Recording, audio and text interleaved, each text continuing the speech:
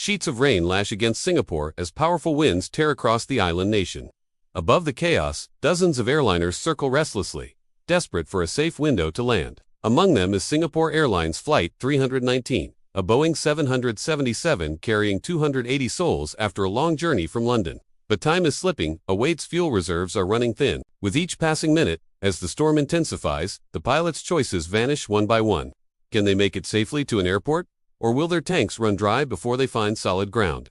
What unfolds is a chilling reminder of how swiftly a routine flight can spiral into a crisis. This is the harrowing story of Singapore Airlines Flight 319. On the evening of October 24, 2022, passengers filled a Singapore Airlines Boeing 777 at London's Heathrow Airport. The destination was Singapore, a 13-hour marathon across continents. On board was a mix of travelers, Singaporeans, returning home, executives shuttling between two global financial hubs, and European adventurers using the city as a stepping stone to Southeast Asia. Leading the flight deck was a 55-year-old captain, a veteran aviator with more than 14,000 hours in the sky, 10,000 of those on the Boeing 777. He would serve as pilot monitoring, overseeing procedures while the first officer flew the jet. That first officer, 31 years old, had already accumulated over 2,000 hours, nearly all on this aircraft type. Accompanying them was a relief captain, ready to rotate in during cruise so the primary pilots could rest before arrival. As part of pre-flight planning, the three pilots carefully reviewed forecasts for their route and expected conditions at Singapore. The terminal area forecast predicted scattered thunderstorms and showers around their estimated arrival, hardly unusual for Singapore, where warm seas routinely generate storm cells. The crew briefly discussed taking additional fuel, but since conditions were still within safe operating limits and no major weather systems blocked their route, the captain concluded that the planned 106,000 kilograms of fuel would be more than sufficient. In fact, with typical shortcuts granted by European controllers, they might even land with extra fuel still on board. Should circumstances deteriorate, they had several nearby alternatives. Paya Lebar Air Base sat beside Changi, while Kuala Lumpur and Senai airports just north in Malaysia provided further backups. Confident in the plan, they proceeded with departure. At dusk, Heathrow was calm. Just before 8 p.m., Flight 319 pushed back from the gate. The pilots brought the two massive turbofans roaring to life and began their taxi to runway 27R. For many Singaporeans, stepping onto a Singapore Airlines jet already feels like arriving home. Since its founding in 1972, the airline has symbolized national renown worldwide for safety, precision, and top-tier service. Yet, as Flight 319 prepared for departure, conditions on the far side of the world were rapidly worsening. The crew was unaware that a battle for survival awaited them. For now, everything seemed routine. The first officer guided the jet onto the runway, advanced the throttles, and the twin engines surged with power. Within moments, Flight 319 lifted gracefully into the night sky, leaving London behind. About 30 minutes into the journey, as the aircraft crossed Belgium, Flight 319 leveled off at 31,000 feet, its initial cruising altitude. The Boeing 777 would remain at this height until enough fuel was burned to allow a climb to thinner air, where the engines could work more efficiently. Meanwhile, the cabin crew began meal service, and passengers settled into movies, books, or conversation as Europe drifted quietly beneath them. If all went according to plan, wheels would touch down in Singapore around 9 a.m. local time, 5 a.m. in London. On long overnight flights like this one, routines soon fall into place. After the trays were cleared and the lights dimmed, most passengers tried to rest. In the cockpit, operations were equally calm. With reduced nighttime traffic across Europe, controllers offered the crew several shortcuts, shaving minutes off the flight time. Eventually, the relief captain stepped in, taking over from the captain so that each pilot could rest in turn before the demanding arrival ahead. For hours, the 777 cruised smoothly on autopilot, slicing through the night sky at nearly 14 kilometers per minute, its steady hum just a whisper to those on the ground below. Nearly 12 hours after departing London, the aircraft began its descent toward Singapore. Another meal was served to the passengers' breakfast in London time, before the cabin crew secured the cabin for arrival. The relief captain returned to his bunk, while the captain and first officer, now rested, resumed their places at the controls. Ahead lay Malaysia, and, beyond it, the Straits of Malacca, before turning south toward Singapore. The flight management computers showed that they would reach Changi Airport with about 7,000 kilograms of fuel, well above the legal minimum of 3,000. That reserve existed to guarantee at least 30 minutes of holding time in case of a missed approach. Air traffic control cleared them to expect a straightened landing on runway 20 right. Convenient, but not for the aircraft already ahead of them. Suddenly, winds at Changi shifted, producing tailwinds exceeding 10 knots beyond safe limits for most airliners. Thunderstorms were brewing, and with them came unpredictable gusts. If fortune favored them, Flight 319 might arrive during a brief low.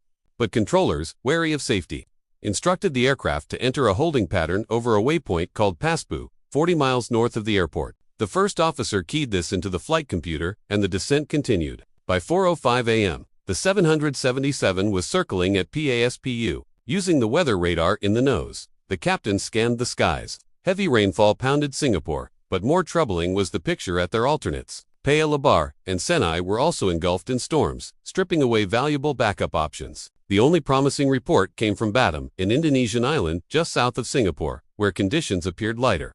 The crew quietly noted it as a potential lifeline.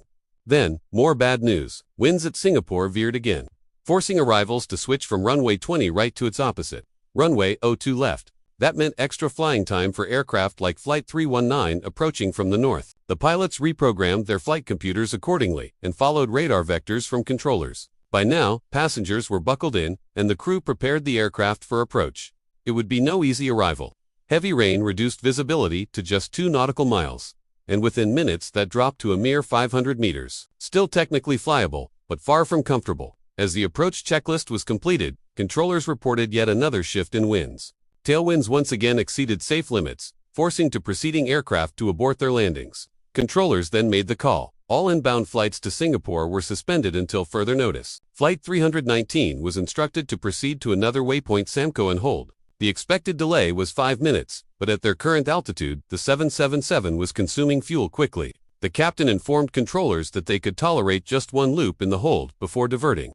Fortunately, Batam lay almost the same distance from Samco as Singapore, keeping options alive. Now, all they could do was wait for the next set of instructions. As the aircraft circled and holding, another setback came over the radio. Visibility at Singapore had now plunged below 500 meters, with no sign of improvement.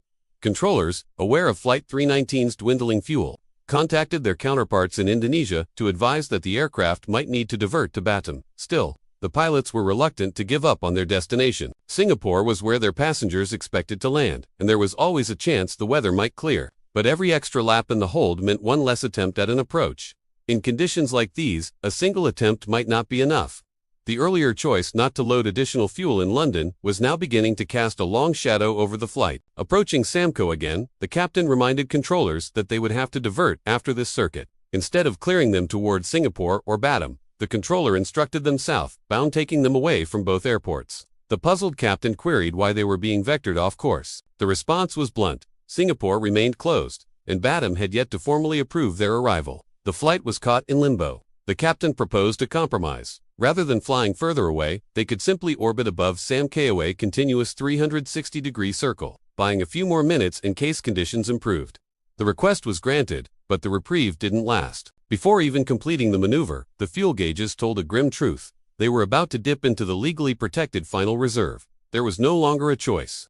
The captain announced firmly to air traffic control that they had to divert to Batam immediately. Taking control from the first officer, he would now handle the approach himself, relying on his years of experience to maximize their chances of getting down safely on the first attempt. A public announcement was made in the cabin. Due to severe weather in Singapore, the flight would be diverting to Batam. To most passengers, it sounded like an inconvenience. Few realized just how critical the situation had become. Controllers directed the aircraft southward to line up for runway 22 at Batam. The captain, still clinging to hope, asked once more if Singapore was accepting arrivals, but the answer remained no. Vectors continued first southeast to a heading of 120 degrees, then eastward to set up the approach. The routing was longer than ideal, and each mile burned precious fuel. By now, the pressure was intense. The first officer informed ATC that they had reached minimum fuel. This was not yet an emergency, but a warning. The aircraft was fully committed to landing at Batam, and any further delay could push them below final reserves. Controllers acknowledged, but still no formal clearance came through from Batam. The jet pressed on. At 4:53 p.m., just 13 nautical miles from Batam, the flight computers painted the stark reality. They would reach the airport with nothing left but the bare minimum reserve. The captain had no alternative. He declared Mayday, fuel over the radio. With that word Mayday, the status of the flight changed instantly. Batam approval no longer mattered.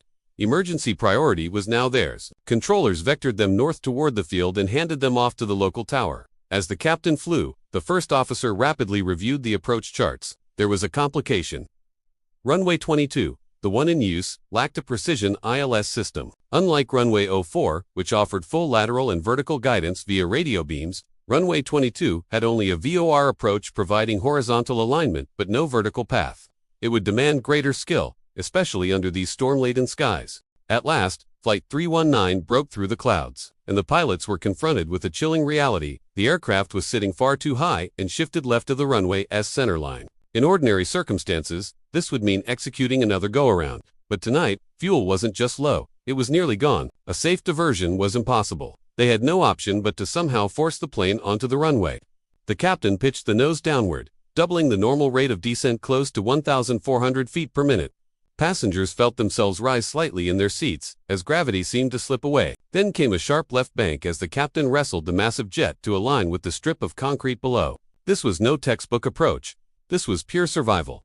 Out the cockpit windows, the view was nothing like the tidy, stabilized descents the crew had practiced thousands of times. Still, there was no turning back. Suddenly, a harsh warning cut through the cockpit speakers. Sink rate. The aircraft's ground proximity system was urging them to abort.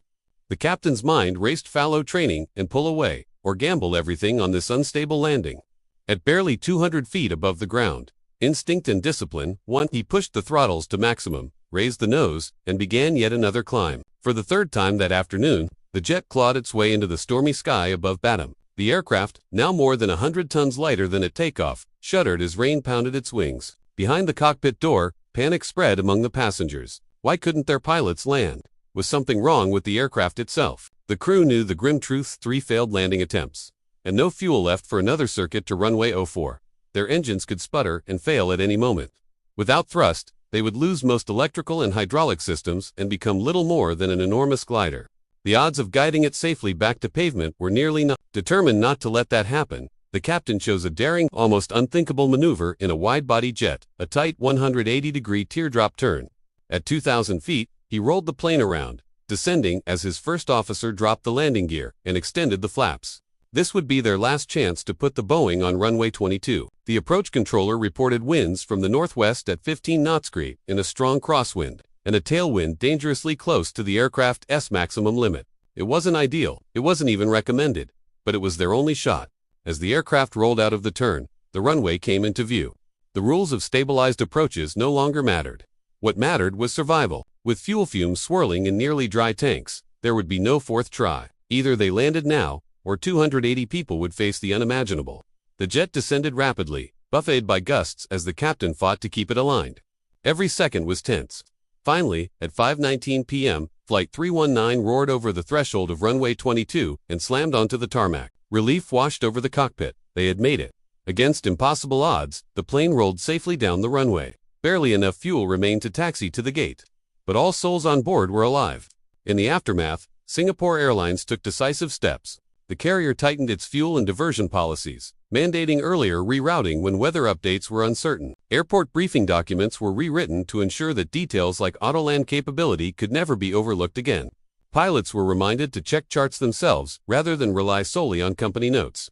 Perhaps most importantly, the airline designed a simulator scenario replicating the ordeal of Flight 319. This training forces pilots to practice making tough calls in fast-changing weather while balancing strict fuel limits. The passengers and crew of Flight 319 were extraordinarily fortunate. But history shows that not every crew, faced with dwindling fuel and stormy skies, has been so lucky.